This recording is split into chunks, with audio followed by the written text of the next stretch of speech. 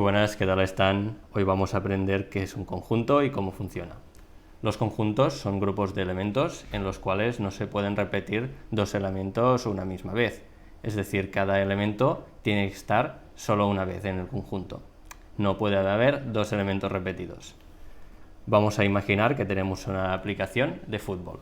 Es una aplicación en la que podemos escoger entre todos los jugadores del mundo y tenemos que montar un equipo, y cada equipo pues competirá contra otros equipos de otros jugadores. ¿Cómo podemos montar la estructura de datos que representa a los jugadores de cada equipo? Pues una cosa está clara: si añadimos un jugador al equipo ya no lo podemos añadir dos veces, ya que este jugador solo existe en una vez en el mundo. Es un objeto único. Así que para montar la estructura de datos para representar estos jugadores vamos a necesitar la estructura de datos del conjunto. Vamos a poner algunos ejemplos de qué es un conjunto y qué no lo es. Vamos a imaginar que cada uno de esos jugadores está representado por un número identificador. Vamos a empezar por este ejemplo.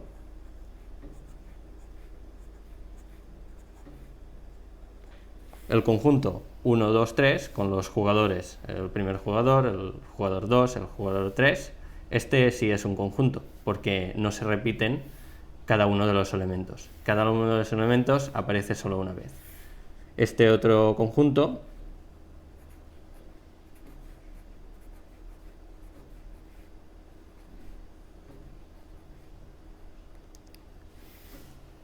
este otro grupo de elementos no sería un conjunto, ya que el elemento 4 se repite 3 veces.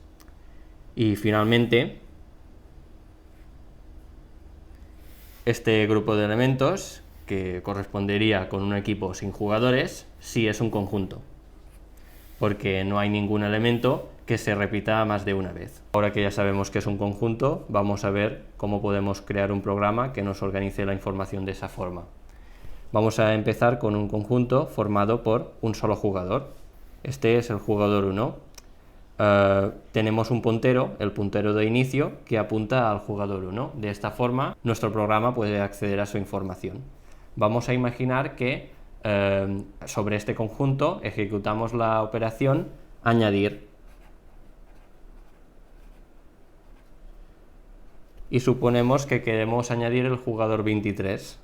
Pues lo primero que haremos antes de añadir este nuevo jugador al conjunto de jugadores es comprobar si el jugador no existe ya aún. Vamos a recorrer la lista de jugadores. ¿El jugador 1 es el 23? No. Como ya hemos terminado la lista, hacemos que el jugador 1 contenga un puntero que nos apunta a la información del jugador 23. Y añadimos el jugador 23 al final de la lista. Este jugador 23 pues va a tener un puntero que de momento no apunta a ningún sitio. Por lo tanto, como en la lista enlazada, en un conjunto, pues cada nodo, cada elemento, contiene la información de dónde se encuentra el segundo elemento. Vamos a suponer que el usuario del programa vuelve a seleccionar el jugador 23, de forma que, sin querer, pues dice que lo quiere volver a añadir. Para eso pues vamos a recorrer la lista a ver si comprobamos que el 23 ya no existe. Vamos al nodo 1, ¿es el nodo 23? No, saltamos al siguiente. ¿El nodo 23 es el nodo 23? Sí, por lo tanto no podemos añadir este elemento y la lista sigue siendo igual. Vamos a ver qué pasaría si ahora queremos añadir el nodo 8.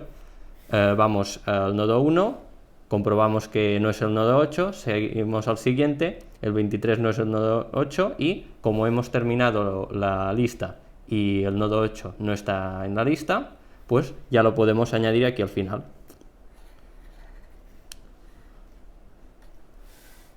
Para borrar un elemento tenemos que hacer lo mismo. Primero tenemos que comprobar que este elemento no existe en el conjunto. Perdón, que sí existe en el conjunto. Por ejemplo, si queremos borrar el nodo 9, el jugador dice: yo quiero borrar el nodo 9 de mi equipo. Pues el programa va a ir nodo por nodo, comprobando y buscando cuál de ellos es el nodo 9. Como no lo ha encontrado, no hace nada.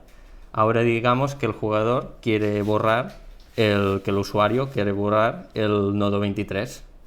El programa iría recorriendo cada uno de los nodos y al encontrar el nodo 23 lo que haría es hacer que el nodo 1, en vez de apuntar al nodo 23, apunte al nodo 8 y este puntero se eliminaría, de forma que este nodo, al no ser referenciado por ningún otro nodo, también se eliminaría. Por último, una operación que podemos hacer sobre un conjunto es comprobar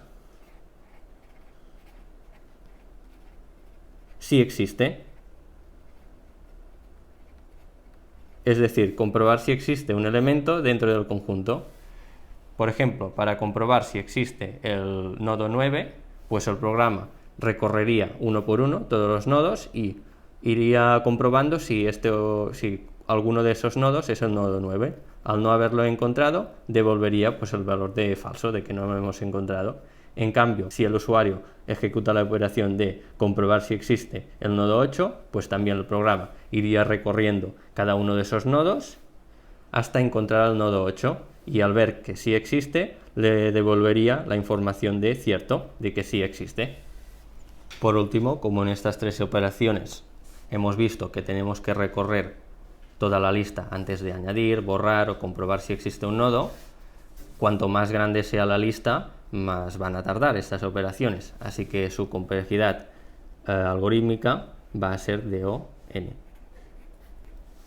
Por último, también aclarar que en este caso, en este vídeo, hemos explicado cómo hacer un conjunto con una lista enlazada, ya que una lista enlazada, pues un nodo que apunta al siguiente. Sin embargo, hay otras formas, incluso más eficientes y más adecuadas en otras situaciones, de hacer un conjunto, y esto lo aprenderemos en los siguientes vídeos. Muchas gracias por las ganas de aprender sobre estructuras de datos y nos vemos en la próxima.